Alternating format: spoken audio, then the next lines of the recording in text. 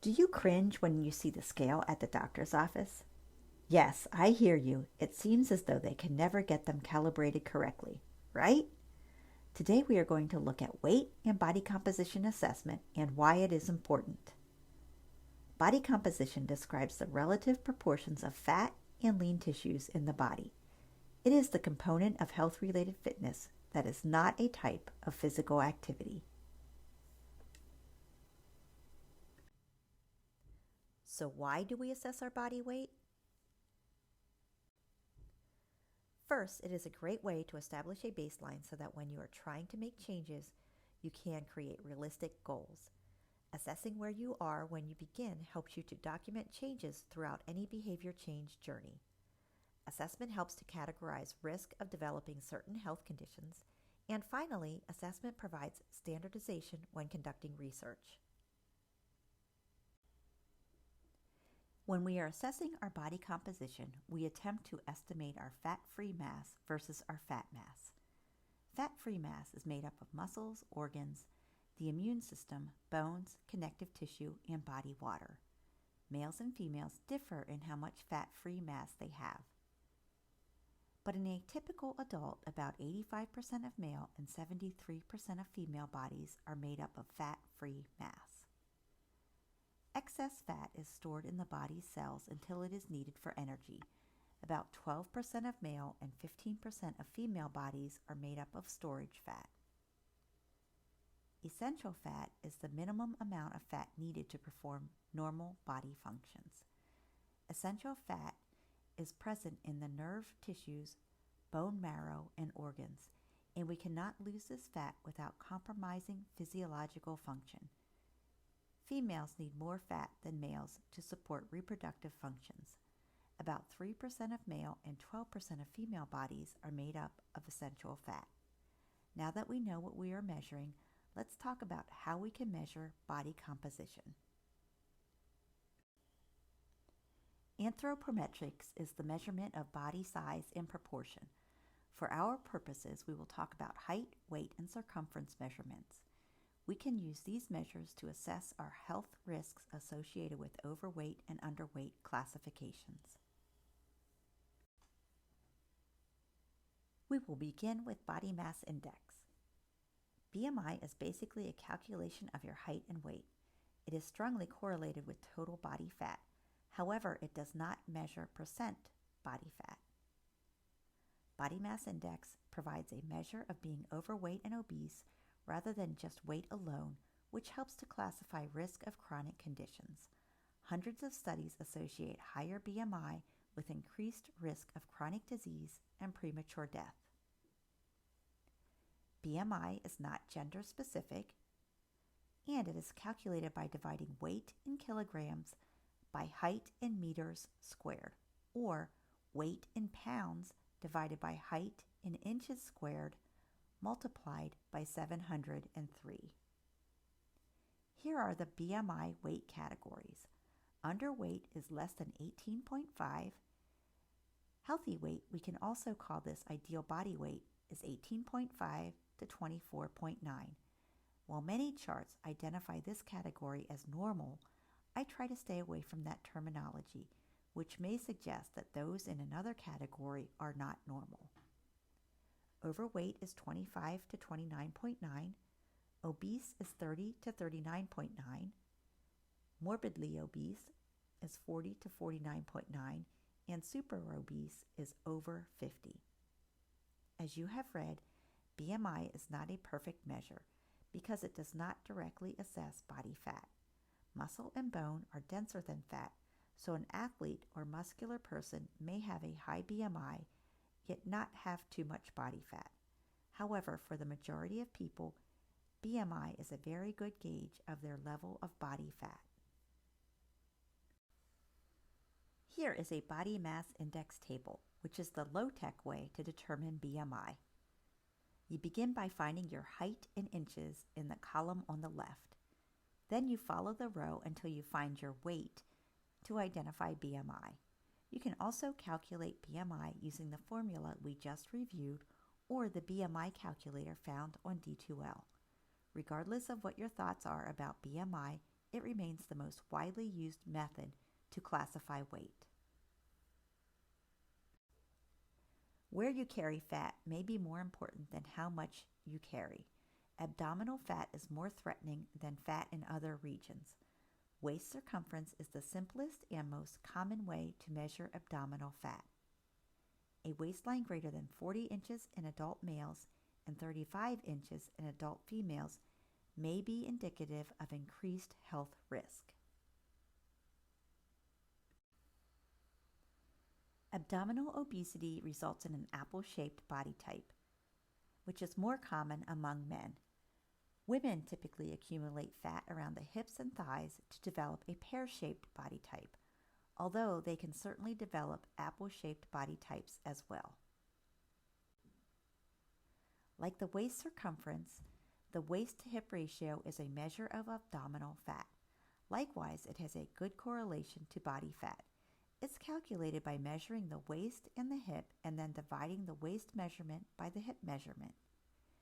A waist-to-hip ratio greater than 1 in males and greater than 0.8 in females indicates increased health risk. Body composition, or percent of body fat, can be measured in multiple ways. They vary in accuracy and accessibility. Keep in mind, in all of these measurements, body fat percentage is an estimate that is based on research conducted on cadavers. So it is a relative percentage of fat mass and fat-free mass. In skinfold measurements, practitioners use a special caliper to measure the thickness of a pinch of skin and the fat beneath it in specific areas of the body, such as the trunk, the thighs, front and back of the upper arm, and under the shoulder blade. Equations are used to predict body fat percentage based on these measurements.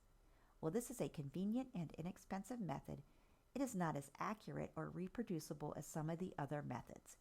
It can also be difficult to measure individuals with a BMI of 35 or higher. Bioelectrical impedance sends an electrical current through your body. Fat impedes or makes the current go slower. So it is a timed resistance based on height, weight, age, and gender. This method is fast, easy, and convenient. It is also less invasive than skinfold measurements.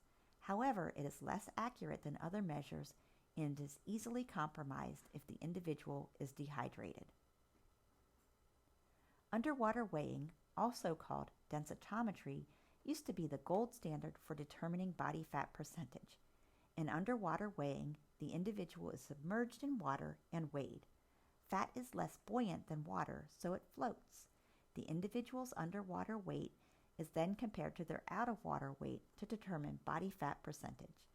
This is an accurate method, but is time-consuming and is most often used in a research setting.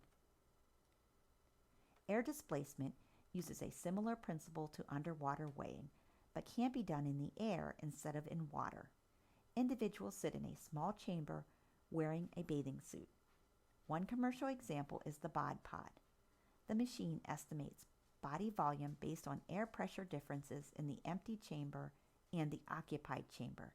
This is safe, accurate, and can be used for all, including extremely obese individuals, older adults, pregnant women, and children. However, it is expensive.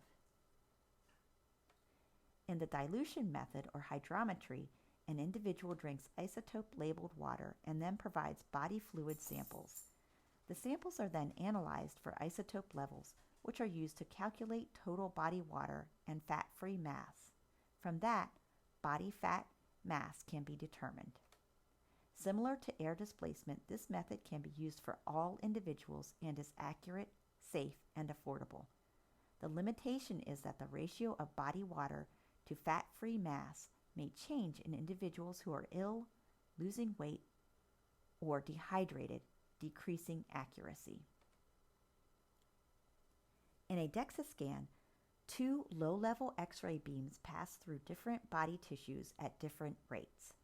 DEXA is typically used in a clinical setting for screening such as bone density and for body composition only in research settings. Finally, the current gold standard, CT and MRI scans. These two imaging techniques are now considered to be the most accurate methods for measuring tissue, organ, and whole body fat mass, as well as lean muscle mass and bone mass. CT and MRI scans are typically only used to measure body fat in research settings. Well, body fat percentage breaks down your body composition into fat mass and fat-free mass. BMI, waist circumference, and waist to hip ratio are simple methods that correlate to the most accurate measures of body composition. We will look at these measures when we discuss weight management. Metabolic syndrome is a group of risk factors that increase your risk of heart disease, diabetes, stroke, and other chronic health problems. Obviously, having one of these risk factors isn't good, but when they're combined, they can wreak havoc. There are 5 factors that make up metabolic syndrome, and it is diagnosed when any 3 of the 5 risk factors are present. Let's look at the 5 risk factors. Abdominal obesity or waist circumference of more than 40 in males and 35 in females. Elevated fasting glucose greater than 100. Low levels of HDL or the good cholesterol, less than 40 for males and less than 50 for females.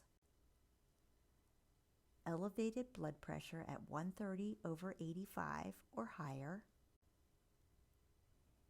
And elevated blood fat measured by fasting triglyceride levels of 150 or more.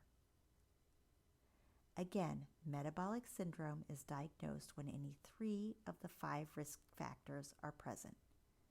The underlying causes of metabolic syndrome include overweight and obesity, physical inactivity, genetic factors, and getting older. While body composition is the 5th component of health-related fitness, it is not an activity, but an assessment and can be improved with physical activity.